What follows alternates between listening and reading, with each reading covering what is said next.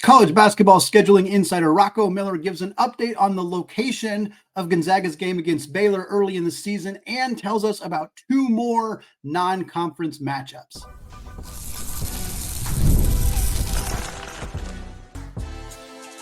You are Locked On Zags, your daily podcast on the Gonzaga Bulldogs. Part of the Locked On Podcast Network, your team every day.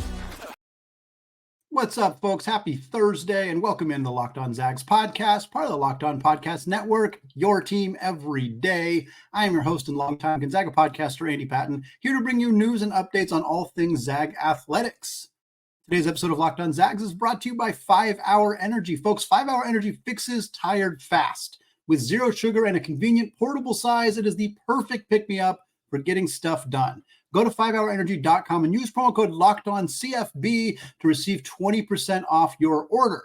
This offer is only valid until September 30th on one order, cannot be used for other promotions. Go to 5hourenergy.com today. Well, I'm thrilled to be joined today by Rocco Miller. Rocco is a college basketball bracketologist and analyst who tracks non-conference scheduling all off-season long. Fantastic follow on Twitter if you're looking to get scheduling updates throughout the off-season. We're going to talk about Gonzaga's non-conference schedule, the games we know, the games we maybe don't know, and see if there's any updates we might be able to get from that. Also want to talk a little bit about just non-conference scheduling in general. We're seeing a lot of power teams kind of go the route of scheduling a lot of easier games, blowing those teams out, and potentially building up their net ranking that way. Rocco and I are going to talk about that. We're also going to talk about some of the other non-conference schedules for the WCC teams not named Gonzaga. Rocco, thank you so much for making the time to come on the show. Really looking forward to getting this opportunity to talk some scheduling for Gonzaga, as they seem like every year they're one of the absolute last teams to announce their non-conference schedule. Well, hey, it's my pleasure. Thanks for having me, Andy. Good to be on with you. And obviously, for both of us, WCC is near and dear to our heart as a league. And it's an exciting year with building in two teams from the fallout of the Pac-12, sadly. But we do have Washington State, so a natural rival for the Zags this year. And Oregon State will hope that they can bring some value to the table in the WCC. But, really exciting. And I do think Gonzaga takes their time announcing, because a lot of these opportunities, as we'll get into here in a minute, come together late.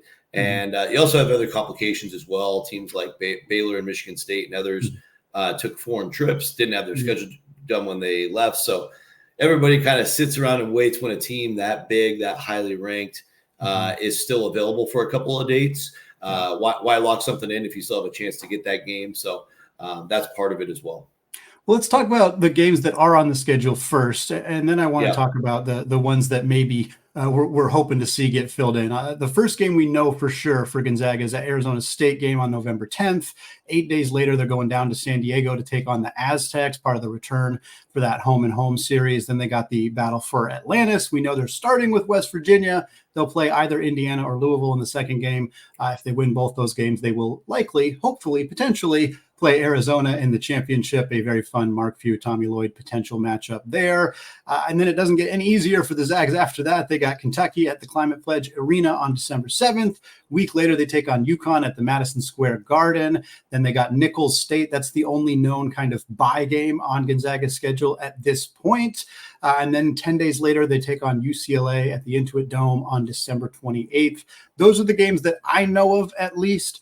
Rocco, I know you've heard some potential other rumors. I know Baylor has been a long rumor to be on Gonzaga's schedule. Matt Norlander reported recently that it's basically confirmed. It just hasn't been announced.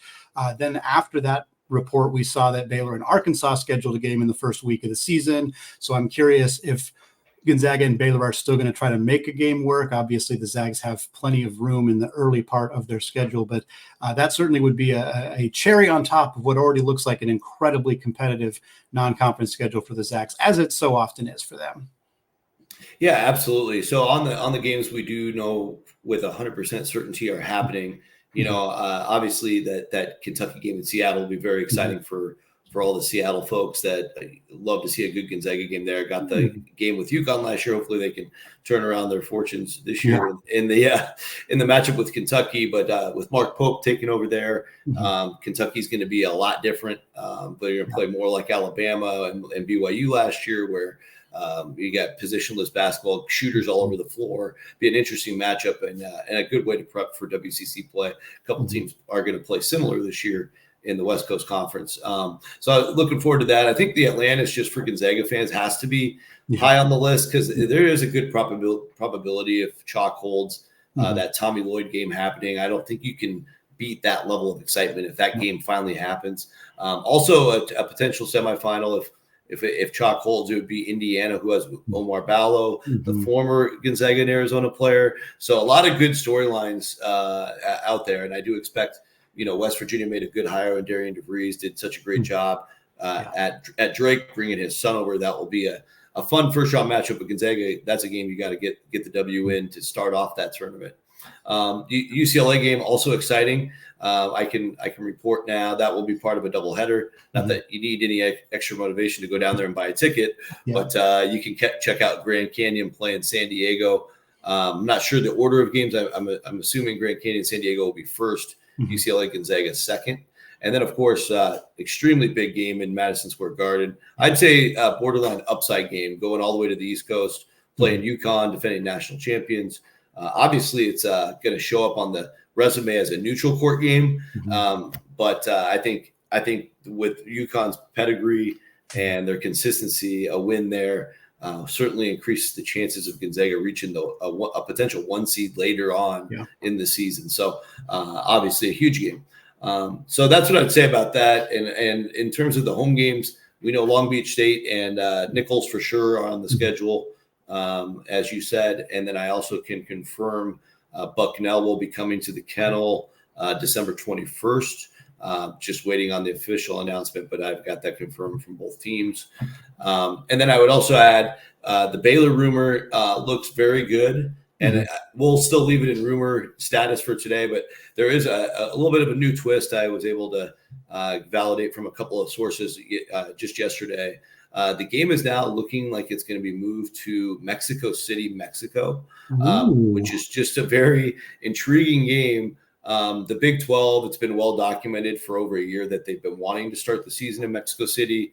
At one point, Houston was supposed to play a game down there. It appeared that all of that was going to get scrapped, and it looked like. And again, I don't really know how it initiated. My assumption is Baylor suddenly got interested to move the Gonzaga game down there, as we thought it would be in Vegas on opening night.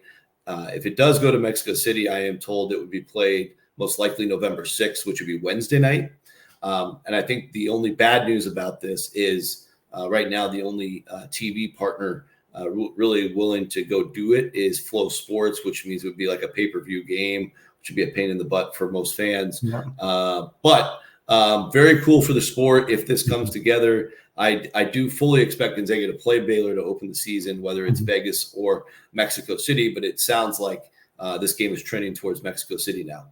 Wow, that's huge. That would be an incredible opportunity. November 6th, obviously 2 days after the season starts. So for Gonzaga, probably their first game. Last year, they didn't play on the first day of the season either. They actually didn't play till like 5 days into the season, a perfect amount of time for Steel Venters to get hurt. And unfortunately, now we find out he's hurt again for the next season, which is devastating news for the Zags. But wow, what a potential opportunity for Gonzaga, for Baylor. The Flow Sports angle, the pay-per-view angle. Gonzaga's done that before. They did it a couple of years ago. That was an exhibition game against, I believe it was Tennessee, that they played in a pay-per-view game a couple of years ago. So not great if that's the situation here, but I love that Mark Few, and that's one of the things I kind of wanted to talk about too, is that Mark Few in particular really is willing to play unique games, willing to play. They played at the Sanford Pentagon early on. They've played. They've done the airplane games in the past. The Michigan State game a few years ago.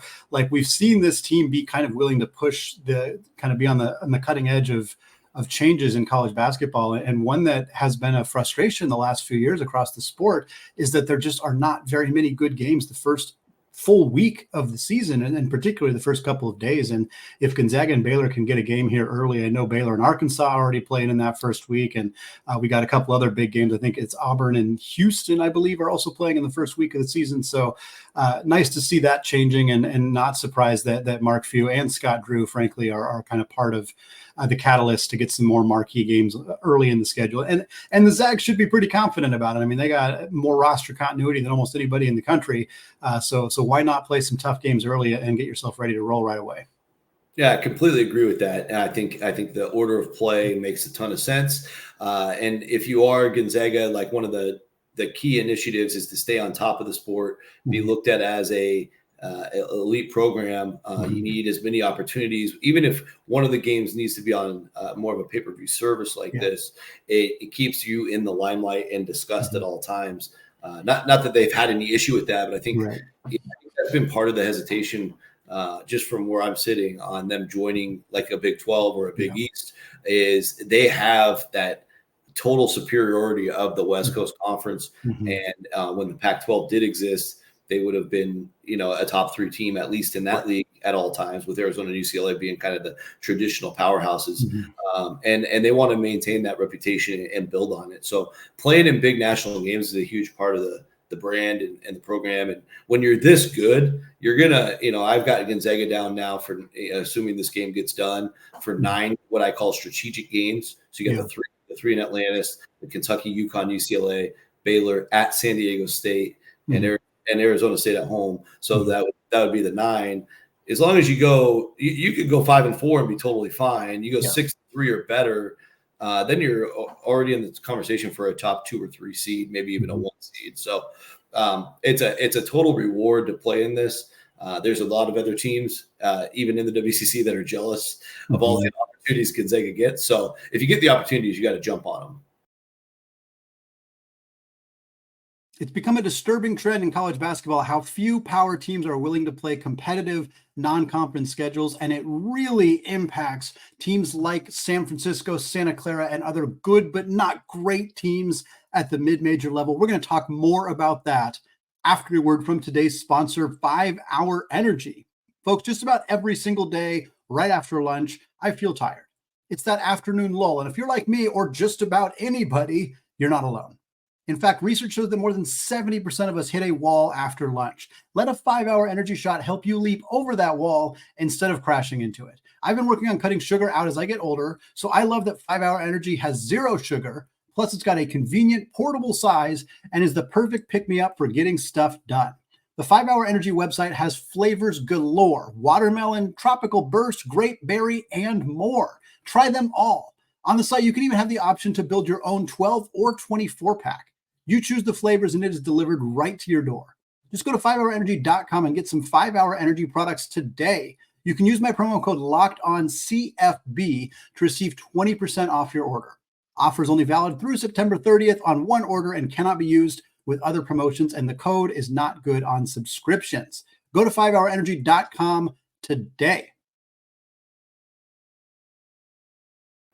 I think that's a perfect segue to what I wanted to kind of talk about, which is that Gonzaga does get these opportunities, and they do take advantage of these opportunities. And on some level, they have to, because they don't have the same strength of schedule in the conference as teams in the Big 12 or the Big East or the SEC. And that's, as you said, you and I are big WCC proponents. I love the conference, but it's a reality for Gonzaga is that when the calendar flips to late December, January, their opportunities for quad 1 and quad 2 games are less than you're going to see in those power conferences. And so for Gonzaga, they go out, they schedule as many of those power games as they can. Like you said, they go 5-4, they're still in a pretty good spot. Whereas, you don't have to, if you don't schedule as many of those games, even if you have a better record, you just have fewer opportunities to pick up games later in the season. So looking at the way Gonzaga schedules, there's other power teams that do schedule competitively. Duke has what I thought was a very good non-conference schedule this year, especially with so many freshmen on that roster.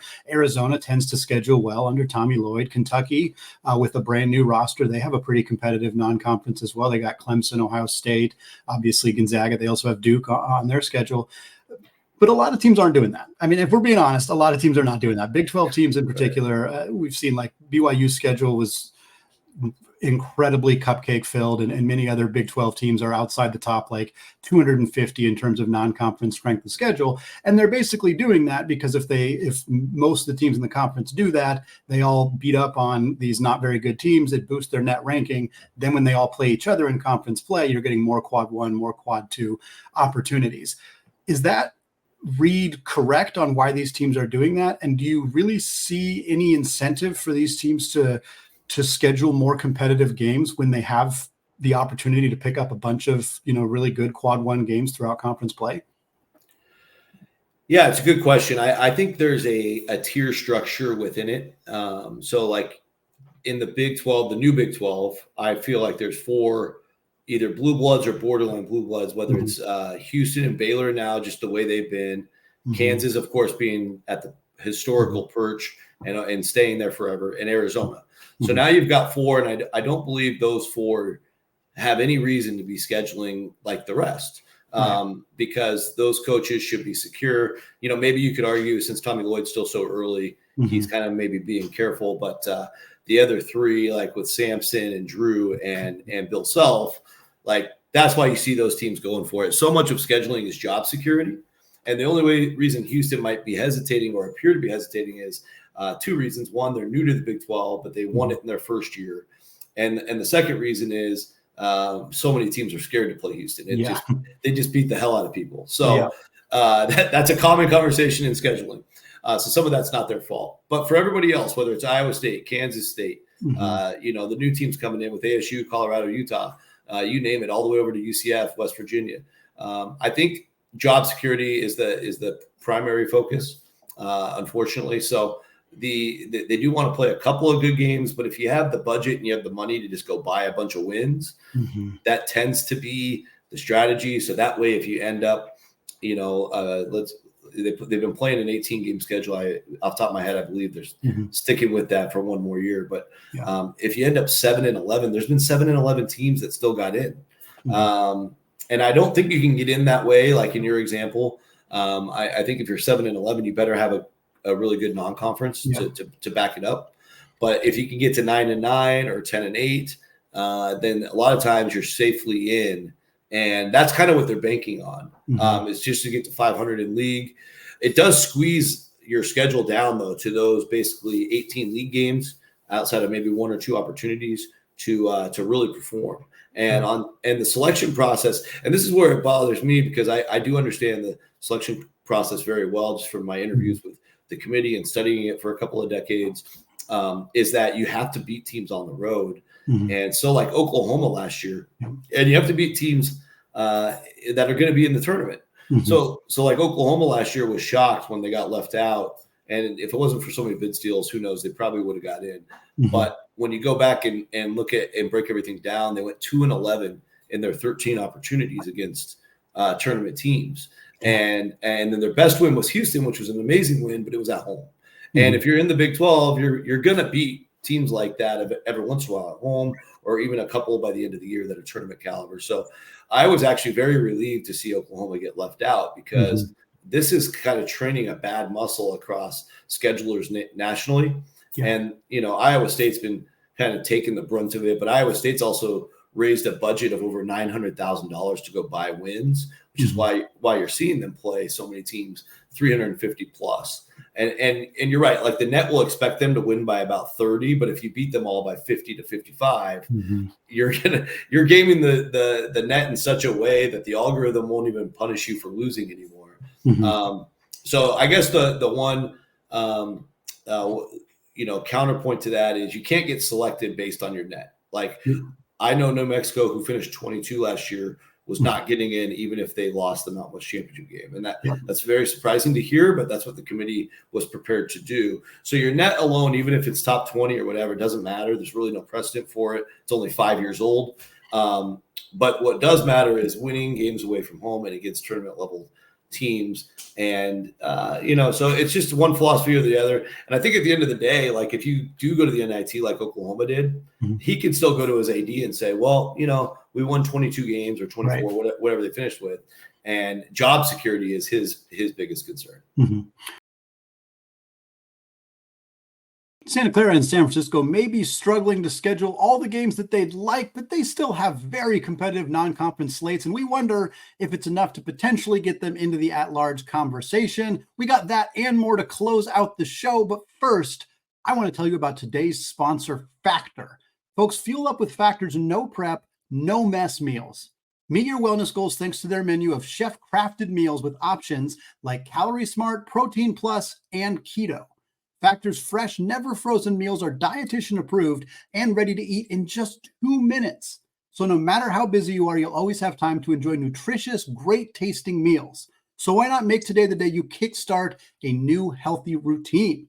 What are you waiting for? With 35 different meals and more than 60 add-ons to choose from every single week, you'll always have new flavors to explore.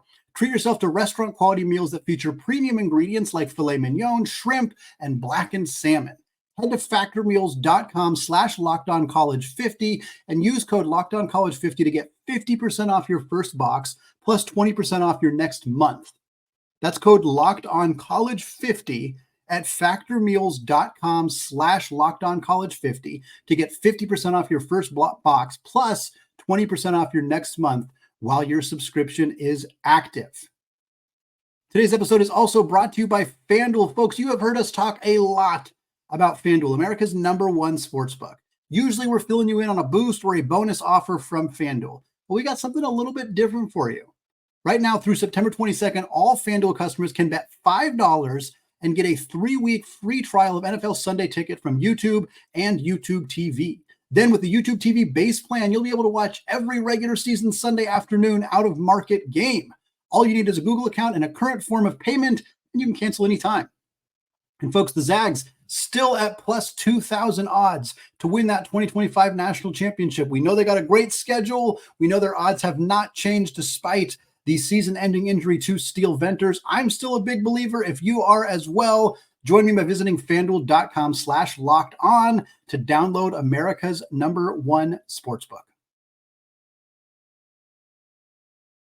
The thing for me, like, that all makes a ton of sense. And I understand why coaches are doing that in a lot of senses. And like I talked about on Locked On College Basketball recently when we saw Villanova's schedule come out, and it's like, oh, okay, they're trying to protect Kyle Neptune's job desperately. Like, it's very clear when programs are doing that in some situations. And I get it. Like, obviously I understand anybody's going to be in preservation mode, but what it does is it leaves these teams that I think could compete against high major programs more consistently not being afforded those opportunities. And then their lack of strength of schedule is held against them when it comes time to look at resumes for the selection committee. And it's easy to think of WCC teams because we were talking about the WCC, but they're kind of some of the most prominent examples of teams that, aren't often afforded the opportunities to play teams that I think they might beat. And like, I get it. I don't know why anybody would ever willingly schedule St. Mary's. Like, I would never want to go play St. Mary's. And like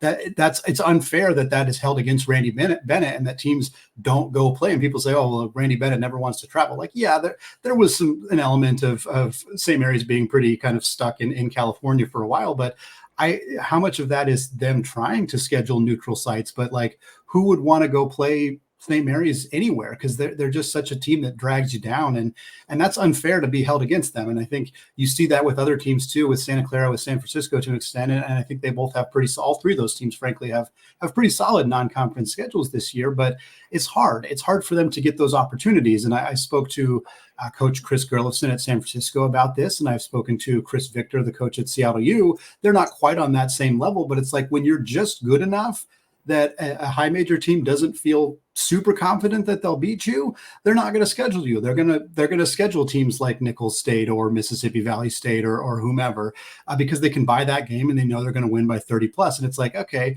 we'll probably beat Seattle U, but we'll beat them by 12 when we're favored by 19 or whatever. And it's like, that's not really helping us. So I get why, but there's this huge swath of teams, WCC teams, WAC teams, A10 teams, Missouri Valley teams, that I just feel like can't kind of push themselves into at-large consideration because they're not getting to schedule those games. And that's unfair that that's held against them because And again, I don't know if every coach is trying to schedule these power teams, but I think a lot of them are, and they're not able to do that. And you mentioned the jealousy that other WCC teams feel. That makes a ton of sense to me, but Gonzaga took their lumps for like 10 years waiting to try to schedule these games before they finally kind of broke through enough to the point where teams would be willing to schedule them. I think we're going to start seeing that with St. Mary's too, but it's just an unfortunate situation that feels like it's outside of these coaches' control. Yeah, no, you're largely correct. And one benefit for St. Mary's in recent years has been just that model of consistency. I think in the last 3 years, at least, they've been either a 5 or a 6 seed, right? So you're much better off. Like the way a scheduler goes about their schedule, whether it's a low end Big 12 or SEC. So let's just use Vanderbilt as an example. Sure. If you would you rather play Vanderbilt where they might actually finish in the 80s, or last year, God forbid, they finished 237. That they were a quad 4 game. Yeah. Or like an Oregon State could be an example, much closer to home for us. But or would you rather play a St. Mary's who keeps getting top 20 in the net every year? Right. So now St. Mary's actually starting to benefit from that. They got Nebraska to play them in the Pentagon this year. That's a lower end Big Ten, and they're willing to play that game. They got a home and home with Utah that they'll go back to Utah this year. They're playing Boise State like every year now. So that's helping. Yeah. And Utah State plays them a lot. So and Colorado State and all those Mountain West teams are playing them more. So it's improving because the analytical tools that are available to programs, a little bit different than the tools that you and I probably look at every day. Most fans during the offseason probably just looking at Torvik, trying to get an idea of who's good, who's got which players, and trying to keep up. But there's so much more advanced tools available to the programs.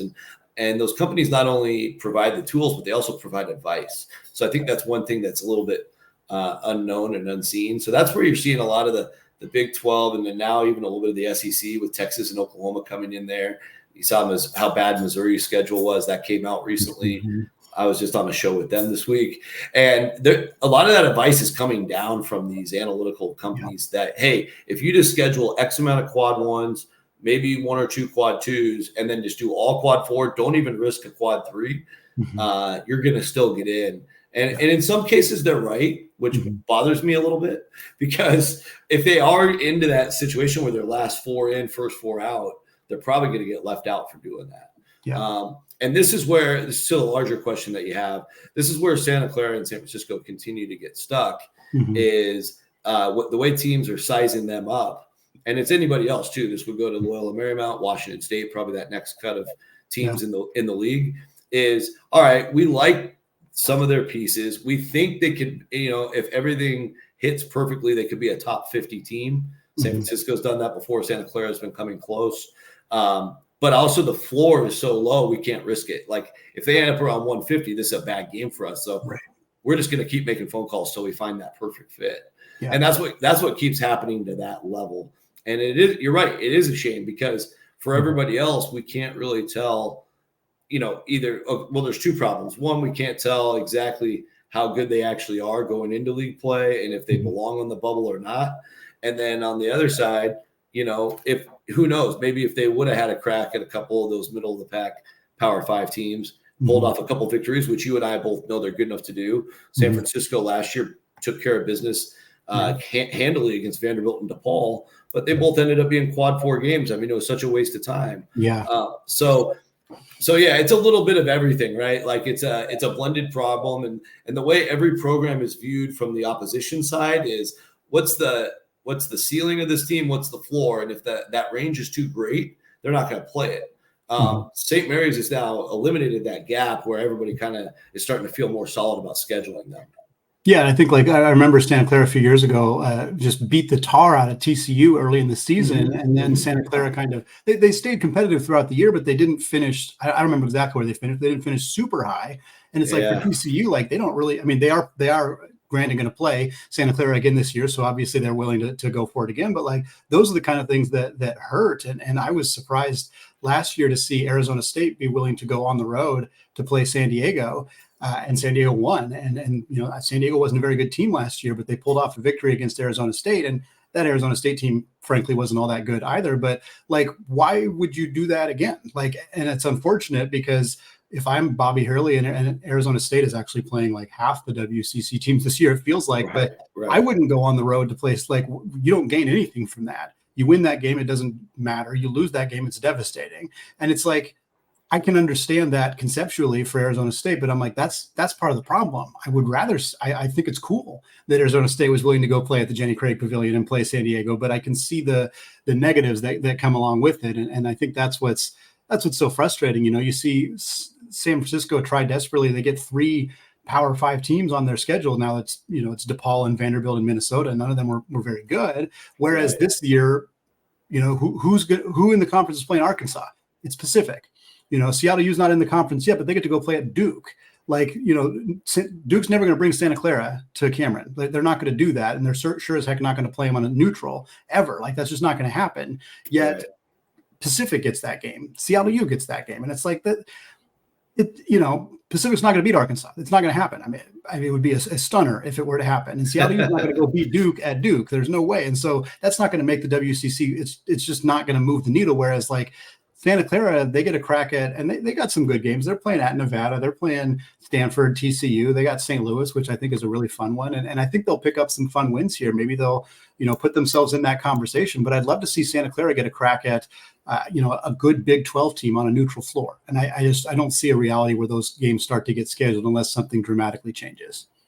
Yeah, I agree. The only thing that can really help it is, you know, a couple consistent positive years and get into like a St. Mary's realm of consistency. But that is so much harder to do than it sounds. And it took St. Mary's, you know, multiple decades to get to this point. So it's tough. And you're right. Like San Francisco and Santa Clara are both extremely quality programs, and they work really hard at this. And I'm close with both of them. And we try to find the right games. And, you know, that's if you can't play the power teams, you play the next best. And, you know, Bradley's a team that's going to be picked to win the Valley. They've got a lot of guys back. That should be a quality game. The fact that Santa Clara was like the only team willing to go to McNeese on the road, I mean, that is freaking huge. And, you know, hopefully, and I know the staff there at Santa Clara, like they're a little nervous. Like if anything happens to McNeese's, you know, like injury or something, their bench isn't the deepest. So they could go from like a top 50 perhaps game to a 150. So, you know, they have to take more chances. And if you look at the last couple of years of Santa Clara scheduling, they've played a lot of great scheduled games on paper. And then some of those teams just turn into mash units, and you can't control that, especially if you lose to one or two of them early and then they fall apart later and turn into a quad 3 or quad 4 loss. You're totally toast. So it's almost like a systemic issue, right? Like I hate to say it that way, but it really is a byproduct of the whole system. And if we went back, like I'm not saying bring back the full RPI, but the RPI actually encouraged teams to go, like power teams to go play road games at places like Santa Clara. And now there's really just no incentive. Rocco, thank you so much for taking the time to come on the show, man. I really appreciate it. I love having your expertise, your insights. Got a few extra games added to the calendar that we now know about, so we appreciate you letting us know about that, and hopefully we'll get an opportunity to talk more about some scheduling, some WCC stuff as the season gets a little bit closer. My pleasure, Andy. Thanks for having me. I appreciate it. All right, folks, huge thank you to Rocco Miller for coming on the show, giving us some insight into some scheduling games we had not heard about yet, finding out about Bucknell, finding out about the potential for this Baylor game to be played in Mexico City. Really great to have him on the show. That is going to wrap it up for me today and for this week, as we are still down to our 3 days a week schedule here on Locked On Zags. All through September, October, we're back 5 days a week as we get prepped for what should be an incredibly exciting season for the Gonzaga Bulldogs on the hardwood. Thanks again, folks, for listening. I appreciate you. I hope you have a fantastic weekend. We'll be back next week, keeping you up to date on recruiting, doing some mailbag, continuing to talk about this schedule as we hopefully get some confirmation and some updates on those final few games. Thanks again for listening, folks. And until next time, as always, go Zags.